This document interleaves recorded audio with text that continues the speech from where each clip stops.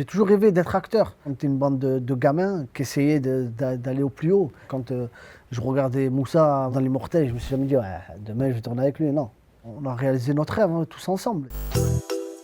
Moussa Mascri, Ariles Amrani. On est sur tarmac. Qu'est-ce que vous avez cru? Que la police nationale, c'était une cour de récréation? C'est lamentable. Alors Moussa Mascri, acteur. Ariles Amrani, qui a commencé avec les Segpa sur YouTube. Ah, coupé. J'avais pas compris qu'il fallait que je te présente ta biographie. Alors on refait. Moussa Mascri, il a tourné 120 films français. Non, c'est pas une blague. Hein. Pas que français. Pas que. Stillwater, acteur, Stillwater. Tu as tourné même en Thaïlande, les deux frères. Deux frères, oui. Bon, écoute, ici, tiens, Marseille. Grand acteur français. Moi, je dirais pareil, énorme. Il est venu avec nous sur les Segpa. Wesh, t'es ce gars, bien quoi? Après, on l'a découvert dans Taxi 5. Sous écrou. J'ai un travail pour toi. On a besoin de vous pour récupérer une cargaison saisie par la police. Et aujourd'hui, dans les Condés. Je suis pas ton frère, hein. Tu fermes ta gueule. Tu as compris? Les Condés, vous nous pitchez un peu le film. La ville de Marseille a des gros soucis. Donc, la ministre décide de créer une brigade de police qui sera rémunérée. 7 500 € par mois. Donc, ça attire beaucoup de tout. Surtout des bras cassés que je recrute. Moi, le commissaire. Et je suis un bras cassé, non. Vous êtes? Jean, je m'appelle Jean. Il s'appelle Jean et il est raciste. Pourquoi en Algérie, il n'y a pas de piscine? Parce que ceux qui savent nager sont déjà tous en France. Oui, il rejette. Tout le monde, il est là, il est républicain, il est français. C'est le pur français qui supporte personne, en fait. Et ça, c'est des personnages que tu as déjà croisés. Mais il y en a, bien sûr qu'il y en a. Il y a des Maghrébins qui sont racistes. Ils sont déjà intégrés, mais ils veulent plus, je ne sais pas pourquoi. Et même si les personnages étaient complètement fictionnels, pourquoi pas? Tant qu'on s'amuse. Dans ce film, il y a des personnages qui sont vraiment loufoques. Puis il y a quand même ce personnage-là, en l'occurrence, qui dit quand même quelque chose. Bah oui. Je pense que si on allume la télé aujourd'hui, qu'on écoute certains, il y en a qui lui ressemblent. Hein. En fait, il y a beaucoup de ressemblances quand on allume la télé, en fait. C'est un message qu'on fait passer, en fait. C'est des profils. Il y a le complotiste. Il y a encore des gays qui pensent que le 11 septembre, ça existait. Donc il y a tous ces personnages-là, et bien évidemment, les curseurs sont poussés au maximum pour le bien de la comédie. Les détracteurs pourraient dire que c'est plein de clichés, notamment sur Marseille. Hein. Cette ville a l'air très déglinguée dans la façon dont c'est présenté, mais vous jouez avec ces clichés-là. Ben oui, parce que c'est quoi un cliché? C'est parti d'une vérité de pousser les curseurs pour pouvoir en rire et pouvoir s'en débarrasser aussi. Il faut les grossir pour en rire. La comédie italienne, Toto, c'était des clichés aussi sur les Napolitains.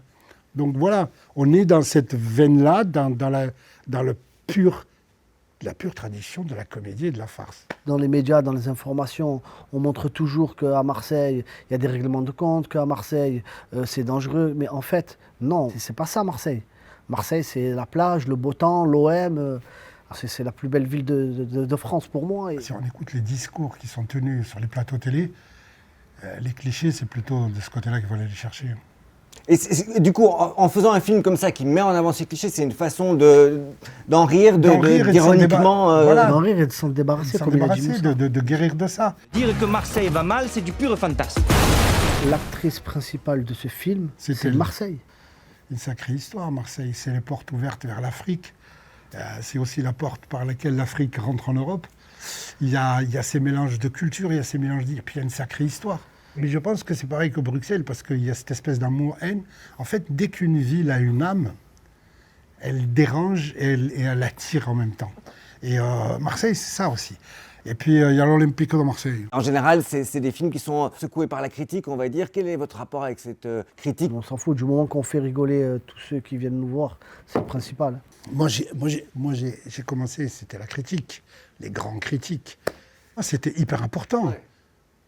Maintenant, avec Internet, ça n'est plus. Mais non. Tout le monde est critiqué. Aujourd'hui, vous allez sur YouTube, le mec, il habite au-dessus de chez vous et il critique un film que les mecs ont mis 4 ans à faire. On arrive aujourd'hui à passer beaucoup plus au-dessus parce qu'on ne dépend pas d'eux totalement. Toi, Ariles, qui a commencé sur YouTube, etc., comment ça change la façon de préparer un rôle? C'est pas pareil, YouTube, on est là, on s'amuse plus, on est là, on plaisante, c'est rapide, on tourne une demi-journée, voilà. On n'a pas de pression en fait. Mais quand on arrive dans le monde, le monde du cinéma, on a des jours à jour, on a des responsabilités, on doit jouer vraiment le rôle, on n'a pas le droit à l'erreur en fait. Et après, faut savoir que aussi c'est un rêve que je réalise. De se dire, oh, maintenant je vais passer au cinéma, je suis acteur, quoi. Et j'ai toujours rêvé d'être acteur. J'ai commencé avec Facebook, tout ça, je faisais des petites vidéos sur l'actualité. Ensuite, j'ai rencontré Nono. Je viens d'avoir une idée de génie, mais il faut que tu me fasses confiance. C'est la première fois que je tourne vraiment dans une série YouTube, c'est avec Les Dégâts. La fille de ma mère, c'est pas moi. J'ai volé un téléphone, mais c'est pas le tien. Et ensuite, j'ai rencontré Hichem Bougueraba, Hakim Bougueraba, Redan Bougueraba, qui m'ont donné la chance aussi de tourner avec eux dans les SECPA. Depuis la nuit des temps, les SECPA sont traités d'imbéciles.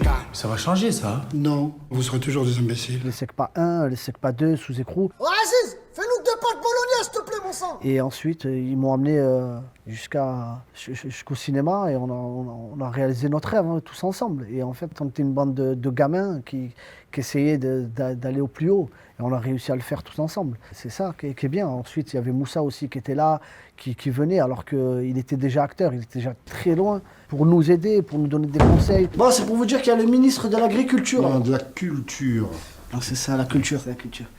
Ouais, j'espère que vous allez bien le recevoir. Il arrive maintenant, il est juste là. Hein. Et grâce à lui, grâce à tous les gens avec qui on a grandi, avec qui on a travaillé, on est arrivé là, à ce stade-là. Moi, quand je regardais Moussa à Mascri, je me suis jamais dit, quand je le regarde dans Les Mortels, je me suis jamais dit, ouais, demain je vais tourner avec lui, non. Avec les Condés, on a l'impression qu'il y a un peu deux bandes qui se croisent, celle des SECPA, celle des Dégâts. Ça reste la même. C'est des gens que je connais depuis petit, en fait. Et moi qui faisais les SECPA et les Dégâts. Et on a cette chance-là, en fait, de travailler encore là, entre nous. Toi, Moussa, tu as un parcours plus classique, Ouais. c'est comme ça que tu te Classique en étant complètement autodidacte. Moi, j'ai fait aucune école, rien. Je suis arrivé au théâtre parce qu'on a vécu un drame dans notre vie, dans un quartier à Marseille, après la mort de Lawari Ben Mohamed, un jeune Marocain qui a été assassiné par un policier. À partir de là, nous, on avait 18 ans, on ne savait plus quoi faire, on était un peu perdus, donc on a trouvé le théâtre comme exutoire de tout ça. J'ai été au théâtre national à Marseille, à la Criée. Après, au théâtre à Paris, avec Philippe Noiret, Michel Bouquet, Bertrand Blier. Et puis le cinéma s'est mis là-dessus, et puis voilà, mais je suis autodidacte. Et mon parcours, c'est un peu celui-là. C'est un jeune de quartier qui a découvert le théâtre, qui a aimé ça, et qui a suivi sa passion. Et Dieu merci, j'en ai vécu et je vis encore de mon métier. Et aujourd'hui, quand je reviens vers eux, c'est un peu vers moi que je reviens quand je suis jeune. Voilà. Vous savez, moi, quand le premier taxi est tourné à Marseille, c'était juste en bas de chez moi, en fait, sur le boulevard Michelet. Et je suis descendu, et j'étais petit, moi, j'étais très curieux. Et il y avait Bernard Farcy qui était là. Ici Cougar, l'oiseau est dans la cage. Et je suis allé le voir, et je dis, ah, c'est trop bien, vous allez faire quoi et tout. Il m'a dit, on va faire un film. Et je dis, moi, attends, mon rêve, c'est d'être un jour acteur. Et il me dit, ah, ben, écoute, il faut que tu continues et travailles, et un jour, ça va arriver, crois en toi. Et là, mon dernier film que j'ai fait, Sous écrou, je me retrouve à tourner avec Bernard Farcy. Je lui dis, je te rappelle quand j'étais... Bon, il ne se rappelle pas. Mais je lui dis, tu te rappelles quand j'étais petit, je t'avais dit que je voulais être acteur, et bien regarde, aujourd'hui, je tourne avec toi.